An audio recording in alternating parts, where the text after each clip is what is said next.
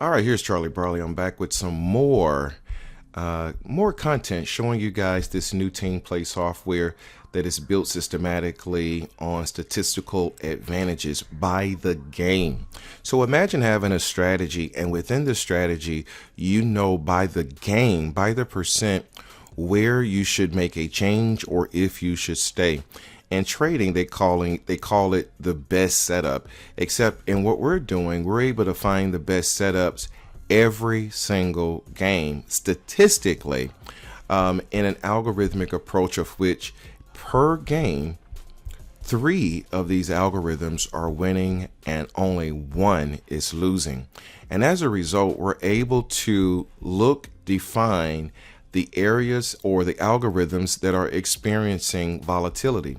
So for example, you can see here that these first 3 games on algo 1 lost, whereas the first 3 games on algos 2, 3, and 4 all won.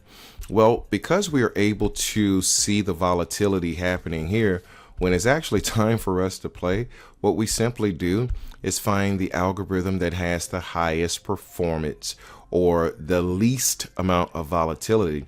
And as a result, we're actually able to win and win consistently. So for example, you can see here in algo 3, this is at 88% success rate. But you can also see the consistency of the wins per game. And by us only going after 4 units, 4 to 8 units. Right now, our team is producing 4 to 8 units every day, and we are compounding it every day. And we're producing about a 30% growth daily. All right. So I'm going to go here and do another example of this. And this is again based on team play. And you could do this as an individual, but it definitely works very, very well with the team. And the reason why it works very well with the team, it's not only that it works well, but the reason why you should consider doing things as a team is because number one, we are consistently winning. And as we're continuing to grow more and more financially, we don't want to become targets. And in order to keep from becoming a target, playing as a team is going to be the best way, because there may be times player 1 may be down, whereas player 2 may be up.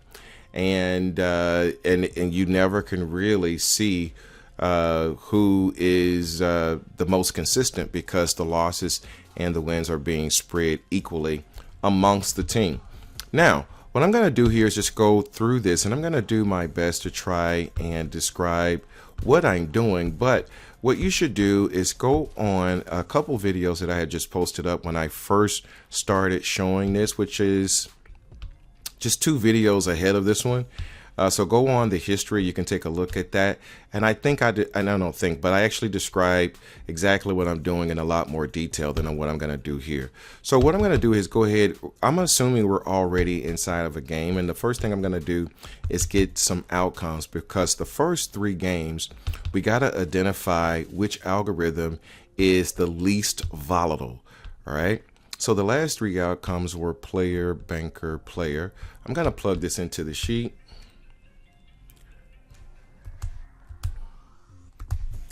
All right, and as a result, I get this trend outcome, and this trend outcome pretty much tells me literally what the trend outcome, whether it was a hand 1, hand 2, which is a representative of player 1, player 2 per algo per game. In this case, it was a positive, negative. And in this algo, what we're going to be looking for is which of the algos were the loser. Algo 4 was the loser in this case, because it was a positive, negative. And again, if you're unfamiliar with what I'm doing, I'll try and describe it as I go along, but you could always go back on a couple videos where I actually break down exactly what the positive and negative represents. All right, so the first thing we've got to do is just get some game data. So we're going to go through the first 3 games. We're going to copy, paste, clear, and we're going to get 3 more outcomes. We always omit the top. We're going to get 3 more outcomes: banker, banker, player. All right, so I'm going to put this in, and then I'm going to populate the algorithm sheet, and I'm going to place beside each of the algos which one would have won in this game. 3 of the 4 will always win. That's what's amazing about this. So we're able to see volatility amongst all 4, and we only will start playing on the algorithm that has the least amount of volatility. As you can see, algo 1 is at 100%, algo 2 is at 67, 3 is at 67, and 4 is at 67%. So it makes the most sense that we start right here on algo 1. So we're going to go right in here, right into it, copy, paste, clear, and then we wait for the dealer to deal the next outcome. All right, so right here where it says 1, that represents hand 1, and in game 4, which is the start of our first game, player 1 is going to play positive, which is exactly whatever this says for hand 1, player 1. So positive is always going to be this, negative is going to be the opposite. All right, so we're going to play positive. So we're going to put our chip on banker. All right. And a tie comes out. They're going to give us our money, and then we're going to repeat the last bet. All right, so player comes out. So player 2 in this case is going to also play positive on hand 2, and we're going to do a double bet. So instead of 1 unit, we're going to do 2 units on hand 2 under banker.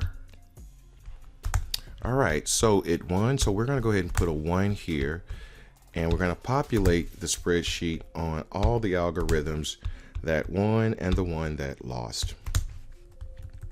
And then we're going to put right here for player 1 -1, and then player 2 with a +2 for a total of 1 unit for the team.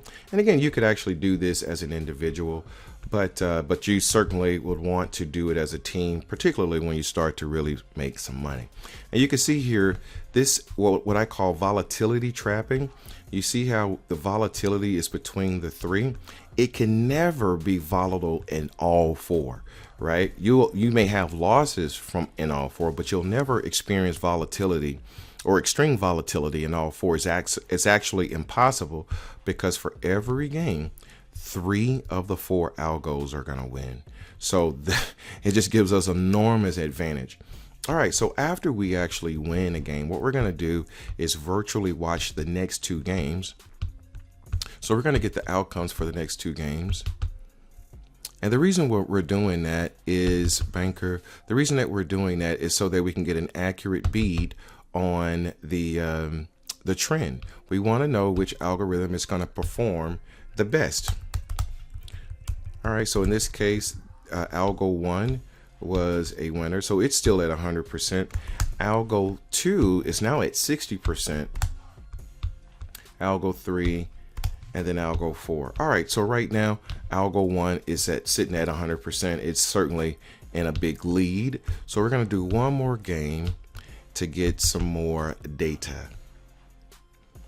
We're going to put in the outcomes, and again, I'm using RNG just to make this quick. I could do this live, but if I did this live, it would actually take a long time. And I could show, even though I don't like RNG because it's a computerized system, I don't like it, and I don't like playing against it, but we haven't even lost doing this with RNG.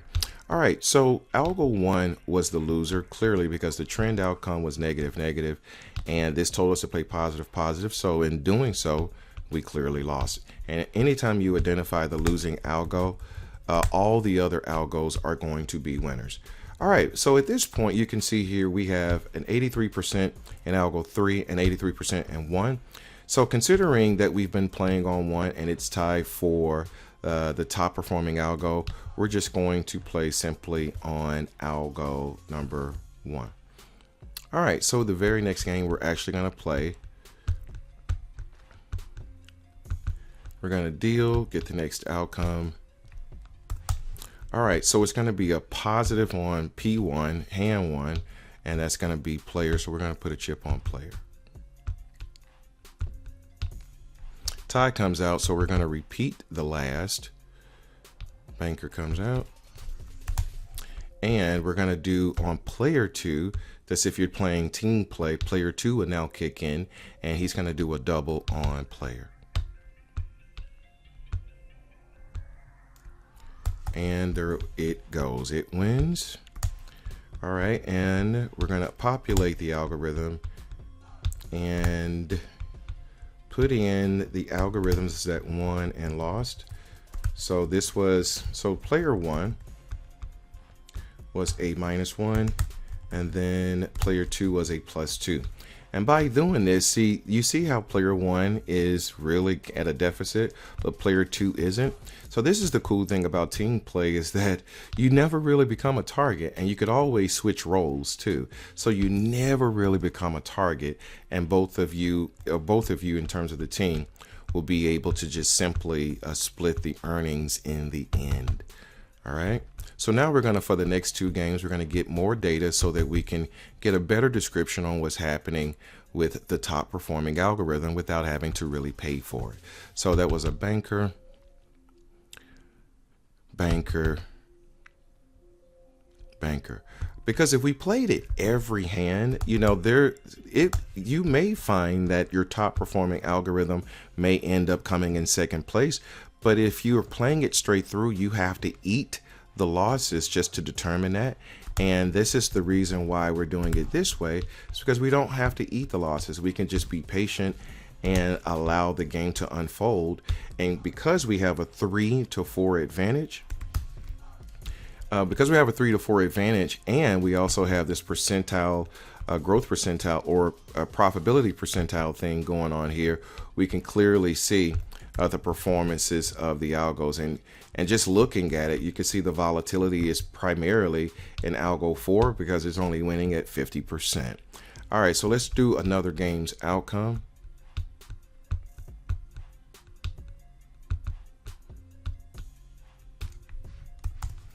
And let's get 2 more out here. And again, if you want to do this banker with a team, I definitely encourage teams. Definitely encourage, because you not only does it work better, but you cut your losses. You don't become a target. It's just a much better outfit. Now, with that said, you obviously can do it as an individual, but it's definitely going to be better as a team. All right, so now that we've gotten those 2, let's look and see which algo 1 and algo 3 are at 89%, which is the top. So we're going to stick right here at 1 for the next one. So algo 1 and 3 were the top performers. All right, so here this is going to be a positive on banker. And positive is simply, okay, it's new shoe, player. All right, so for player 2, we're going to do a double on banker.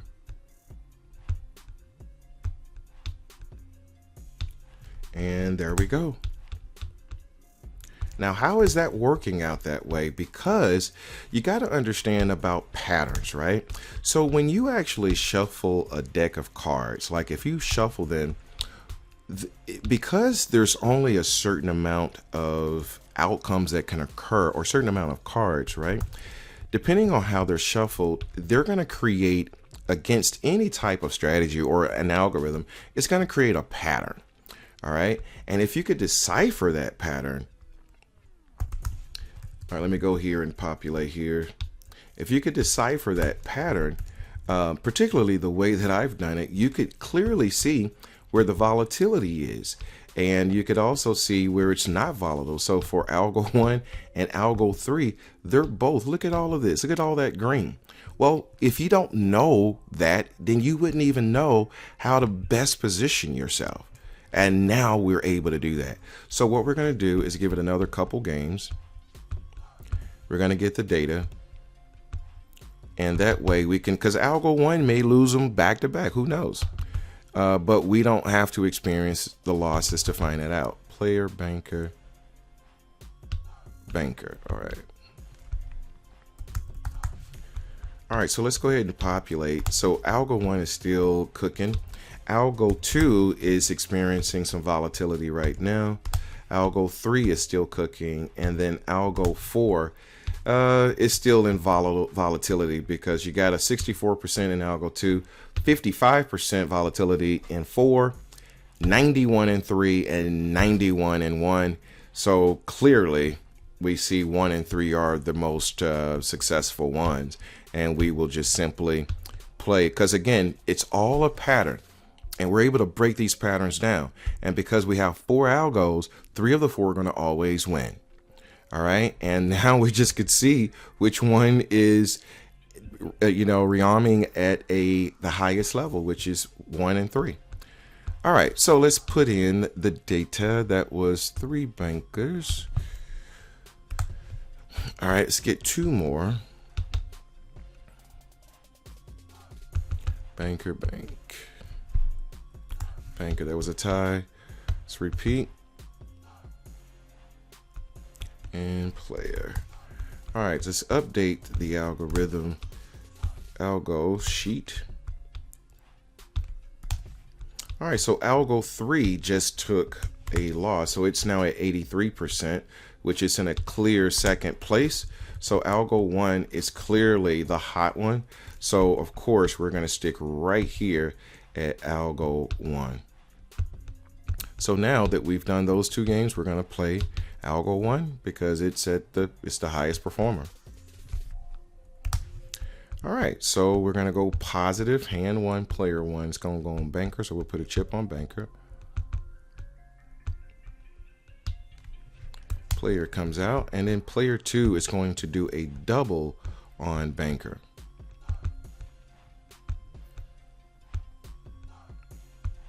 Tie comes out, it's going to repeat.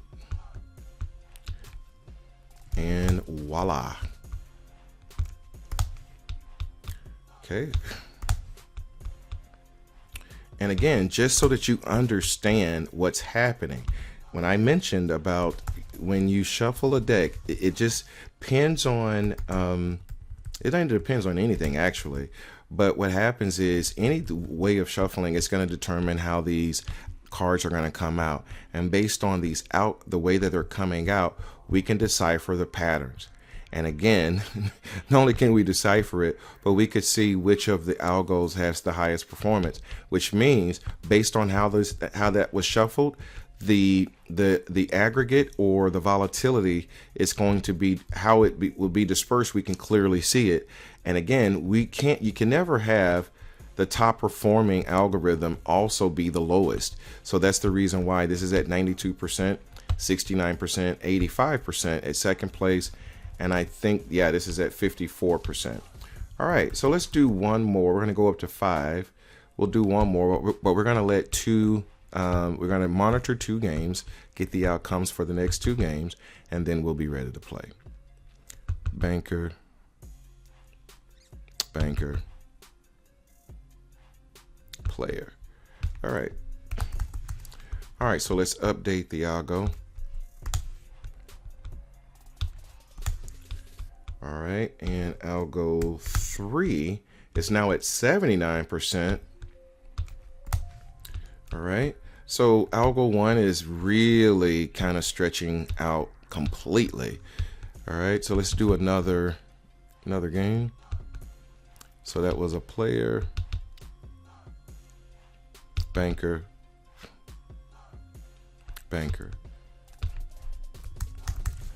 All right, so algo 1 is still smashing. And again, this is just how those cards were shuffled. That's what's creating the pattern. All right, and no matter how they shuffle it, you can never have volatility in them all, right? Because it's a 3 to 4 advantage per game.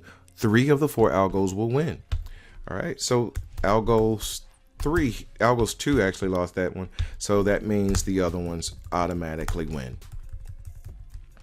All right, so if we're going to decide which one, clearly we're going to be on number 1. It's at 93%.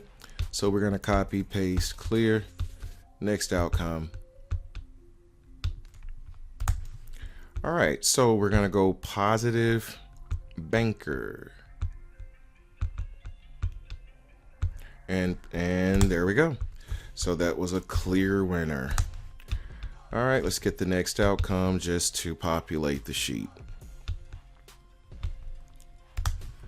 All right, so that means algo 2 was now at 63%, and the other ones and we won right here. All right, so you see how we got that 5 units, right? And that you see how much, I'm gonna say ease, but pretty much at fair ease. But our abilities to do that is by what I call volatility trapping. We're able to decide and determine where the volatility is by looking at the highest performing algorithm. All right, and the highest performing algorithm, and this is clearly a runaway at 94%. And as a result, we were able to take advantage of it. By waiting 2 games the way that we do, we're able to further disseminate the performances, because it may shift, right? But by allowing it a couple games to even further see, again, because you got to remember, in a deck or however they're shuffling it, whatever comes out is going to create a pattern. And what this algorithm does, it just deciphers that we're able to dissect it and be able to determine which of the algos is the top performer. And we only have to play on the top performer. And that's pretty much all that there is. So anyway, guys, so that was that one. I'm going to continue to pump out more of these. And I'm going to, again, using RNG. I definitely suggest not playing it in live money because it's a computerized simulation. And if you should do that, you would only be going for a very minimal amount, all right, a day, because it literally is a computerized code. And if you know anything about the casino market, if they lost, say, on all the tables, right, you're down $2 million. What they're going to do is tighten up the actual slots and make them a lot more difficult for them to pay out. And that's what you can do with a program, but you can't do that with a gang, with a grouping of cards. It's the reason why you'll go to a casino and you'll see, you know, 1 Baccarat table, but you'll see 500 slots. You know what I'm saying? It's not the same thing. The slots are computerized. They're programmed. So that's the reason why I mean, I'm only showing you RNG just to make these videos clear. But when we actually play it, it's a lot slower because it's going to be a live game. But we are definitely going to be more assured of pure randomness versus some type of computer simulation. All right, guys. Well, if you have a team and you'd like to do this, again, if you only need 2 people in a team, it's definitely worth doing it as a team, because we don't experience losses. But when you do experience losses as a team, you're literally dividing up the losses in half. The same way you're also dividing the success in half. But you could do so much more in terms of being aggressive, because you got 2 players versus 1. All right, guys. And I think I kind of alluded to this a little bit, this bankroll management sheet. Like if you have a team, you guys have a $5,000 bankroll in 28 sessions, which could be done. I mean, if you guys are doing this every day, you can do 28 sessions in about 2 weeks. But you can see here, and this is inclusive of this sort of losing, which each of these losses represents a -15. The way and style of which we're playing, we have so many advantages. So and every day we're always, I don't think we've had a day, unless someone just screwed it up, but we haven't had a day where we actually took a -15 or ended that way, unless somebody screwed it up or someone was playing RNG. And I've seen this actually happen when we were playing RNG and we overplayed and we ended up running into the RNG thing where the only thing it did was followed whatever we were doing. But live play, all of my users doing live play, we're doing anywhere between 4 and 8 units every day, and we're compounding it every day as well. And because of that compound, that's the reason why we're doing about 30% every 3 to 4 days. So with that said, permutationspro@gmail.com. A lot more content. I got a lot more cool content just even beyond this that I want to talk about. I want to talk about the reasons why you want to be involved in this market in the upcoming, in the future. I want to talk about what makes people behave in certain ways in this market versus others. There's a lot of nuanced training I want to do in terms of content. I'm very excited, and we are really running out of time. So one of the reasons why I'm even back, a couple of reasons is, one is because I actually get a lot of emails asking me to come back or to do more content. And now I'm just fired up about this team play because I have really broken down this thing down to a percent. And imagine having a strategy, right? And you know, based on statistical values where you should make a change or not, right? Because most strategies don't have a statistical value per hand. I now have that. And that's the reason why you're seeing me cook this. This is something that we're doing currently as a team, and you could actually come and do it yourself with a team, or you could do it alone. You get the free training, and you could also try it for free. It's not going to be a problem. Just let me know if you'd like to do that. Just send an email, permutationspro@gmail.com. Continue to watch the channel for a whole lot more content. Until the next video, take care.